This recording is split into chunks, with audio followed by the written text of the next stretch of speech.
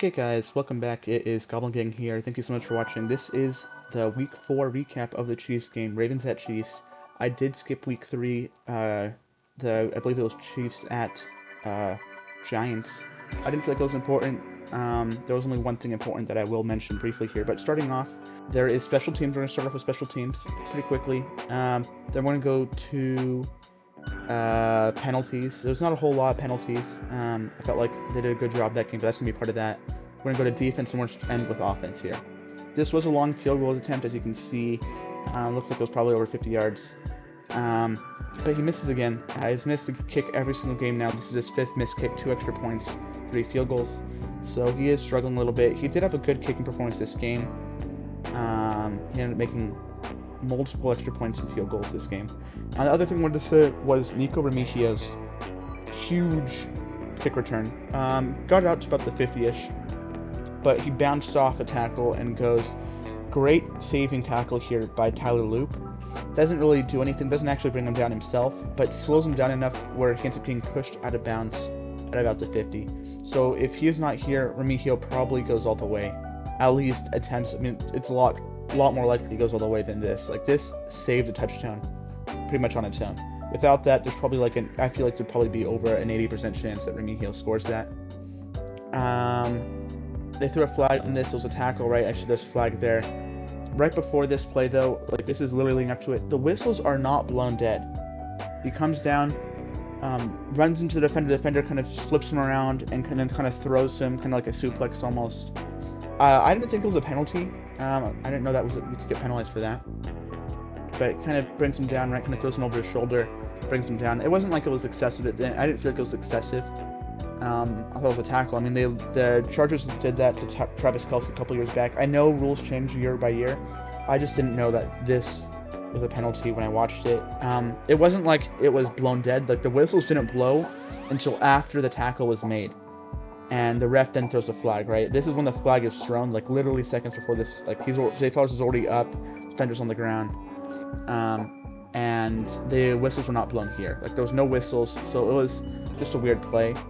There was another instance of a penalty, but we're gonna get to that here next on defense. If we're gonna start with that penalty, it was right here. The quality is bad because I took these clips straight from the NFL, and they had terrible video quality. It felt like. For the video, so that's not me, that's just the scene has bad quality. So I think the pressure is literally on one of these plays. Like, the Chiefs constantly got pressure on Lamar Jackson. A big reason for that, I heard it a lot all game, was the QB spy. They just had a spy. I believe that's Karlaftis. I think it was Chanel a lot. Nick Bolton did a little bit of that, but they just wait. Bolton, as here, actually did a good job blitzing, but they just waited. Instead of trying to rush it, and then they break, contain, and run for a whole lot. Lamar did do a little bit of that, but they did a good job stopping it majority of the time, it felt like. They did get a fumble recovery. It wasn't like it was important, that's why it's not included here, because Lamar Jackson, they got pressure, but he runs into his own offensive lineman, and then the ball pops out, so that's why I didn't include it. Here, a pressure forces Lamar Jackson to throw the ball up. And I believe this is Chanel again here, guarding Mark Andrews, who had a good game. I think he had a good game last week too, which is just weird because the first couple weeks he just didn't do anything. I thought they were moving away from him last week. I felt like he didn't do a whole lot. But just good coverage. Ball's like thrown straight to Chanel. He kind of bats it and ends up picking this off. Huge interception. Chiefs only have like 2 takeaways on the year, and they had 2 this game, so that's huge. Pressure looked really solid. I felt like the Chiefs' defense.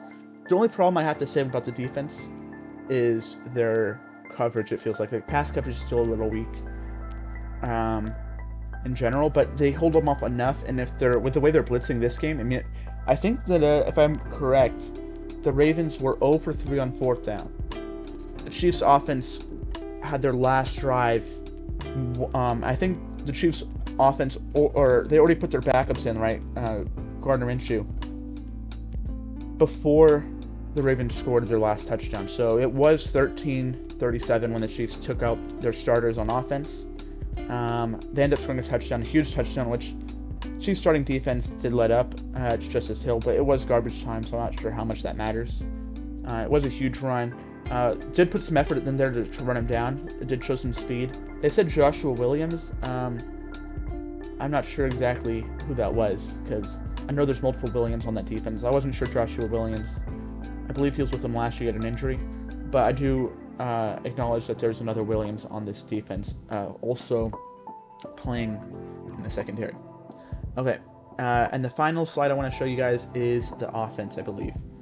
They got Xavier Worthy back, which is huge. I didn't think it would be a whole lot, but it was huge. Just running, Tyquan Thornton was part of the deep ball much of the previous games. Xavier Worthy here catching a deep pass, and it just looked easy, just so fast, and it looks easy. Again, and he also kind of just stretches the defense so much. Like it shows you how good he is. I wasn't realizing how much of an impact he had until I watched him play this game. Like I watched the other games and I go, is Xavier Worthy really going to make that much of a difference? Yes. Tyquan Thornton kind of took back seat to Xavier Worthy here, but they got a lot of receivers involved. There was literally a drive where it was all Juju Smith-Schuster, but Xavier Worthy was really involved. This is a run play, kind of running through a couple tackles. Both of these, I believe, were 1st and 10 plays, I want to say. No, not this one. This was definitely 1st and 10. This was 1st and 10. So he's just making huge plays. I mean, that's what they needed. That's what they needed. And here, this image, let's get to that last. Starting here, Brashard Smith. Running back, people talking about the running back room. I really like the running back room. They converted, not the running back room itself, but the Chiefs converted 4 4th down conversions. They were 4 for 4 on 4th down. 3rd down a little weak. And they got 2 of them. They were up a lot. Like they ran 2 in the 4th quarter with their starting offense. But they were converting 4th downs, and the Ravens were not. Brashard Smith looked explosive. Here is a play where he literally, 1st and 10, catches a short pass and gets like 26 yards on this, right? Like this is the 1st down marker. I believe he still goes for another like 16 yards after this. He's pretty fast, pretty agile. Got involved in the passing game a lot. Not a huge involvement for them, but he does look pretty explosive. Like Pacheco and Kareem Hunt, I think, are good. Like Kareem Hunt's not as fast; he's a little bit strong, but Pacheco, I still think looks like the best back in the backfield. I just like the speed that Brashard Smith showed on this play, forcing Lamar Jackson to throw it away. Right? They just get a pressure. Look at that, 1, 2, 3 guys. This is the lineman, right? They're all just past him. 4th down, and he has to throw it away. It's like 4th and might be. Is this a 4th and 2? I don't know. They go for on 4th down, and it forces them to throw it away.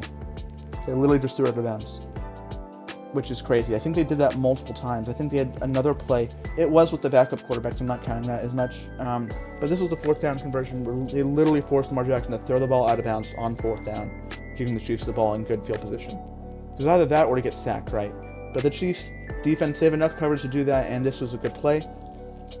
This is a very similar play, I felt like. Dude runs right up the middle. Mahomes is right here, right after the snap. Another dude not breaking a whole lot here.